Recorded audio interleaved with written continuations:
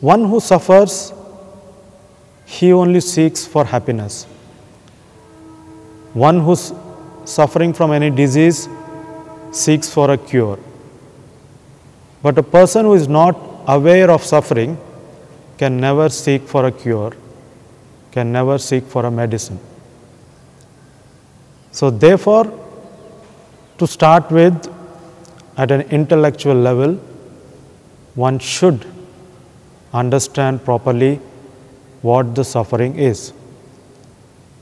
And here we find the Buddha's approach is very much direct. It has nothing to do with the existence of God or with the existence of the soul. He is very much interested with the existence of suffering. Just because Buddha has not talked about the Creator God or not accepted any Creator God, people call him as an atheist. And just because someone speaks in terms of God, a Creator God, and a soul, then people call them as theists.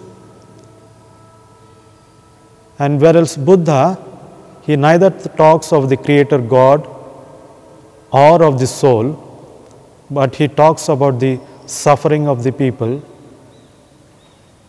Thus, he is neither an atheist nor he is a theist, but he is very much a realist. These teachings of Buddha based on realism is what we call as Buddhism. So if anyone were to ask what is Buddhism or what is the teaching of the Buddha, then in short we should explain that these very four noble truths are the teachings of the Buddha. These four noble truths was the first teaching given to the 5 disciples, and this came to be known as the Dhammacakkappavattana Sutta. That is a discourse on the setting in motion of the wheel of Dhamma. One who understands the suffering, the cause of suffering, and the cessation of suffering is bound to walk on the path leading to cessation of suffering. So what is the suffering that an individual undergoes? What is the suffering that we find in society? What is that we call suffering in the physical world? If we are to observe this keenly, then we will find that if an individual is suffering, if a family is suffering, if the society is suffering, the cause for the suffering is either there is a killing or stealing or sexual misconduct or false and harsh speech or an intake of intoxicants. Anywhere you find in a family or in society where people are not following these 5 precepts, that is, if they are not abstaining from killing, they are not abstaining from stealing, they are not abstaining from sexual misconduct, they are not abstaining from false speech, they are not abstaining from intoxicant, then definitely there itself lies the cause for the suffering in the physical world. Therefore, as far as of the teachings of the Buddha are concerned, it starts with morality. And the morality lies in these very 5 precepts. And one should understand that these are known as 5 precepts.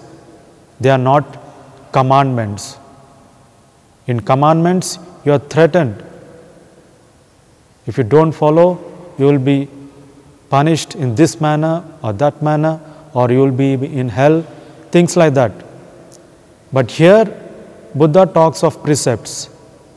And what are precepts? Precepts are nothing but a self-imposed discipline by the self to the self. So one who practices these 5 precepts, to a very great extent, he has eliminated the cause of suffering.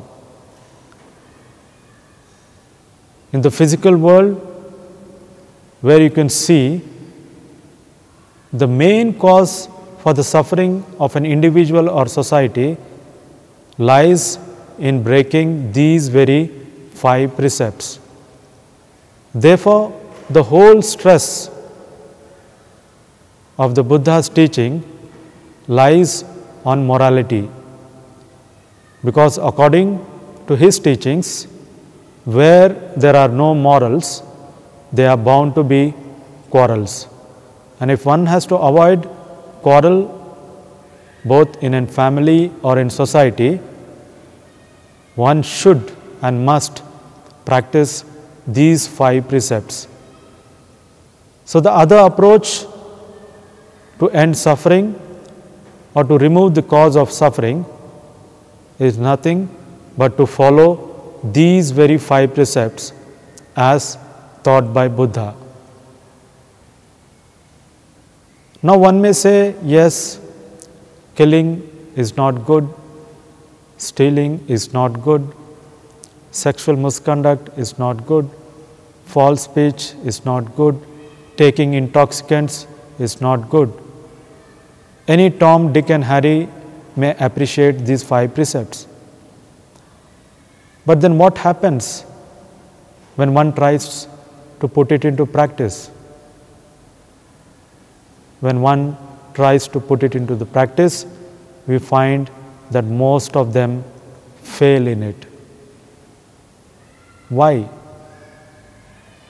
We have so many laws, rules and regulations, the police, to control people, to restrain people from doing all these evil acts, or to practice in other ways, we can say to maintain this practice of 5 precepts. And whoever breaks these 5 precepts, according to the law, they are punished, they are put behind the bars, and yet we find by the time they come out, they have not changed at all. In fact, they have become more hardcore criminals. They are much more evil than what they were earlier. So what went wrong? Where is the mistake that we are doing? After all these laws, the police, the prison, they were made to correct a person who has done wrong. And this is where we put them to set them right. But ultimately, what we find is there is no change in them. Thus, this kind of situations should make us question our own self, that what is that has gone wrong in dealing with these people who have broken the precepts.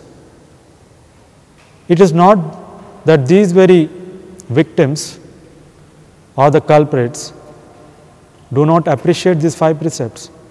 If you ask or talk to a drunkard and tell him the evils of taking intoxicants, he also agrees with us. He also appreciates it. But as the evening turns or the night comes, he starts moving to a bar and start taking a drink. Why?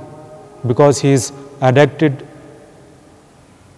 to this intoxicant.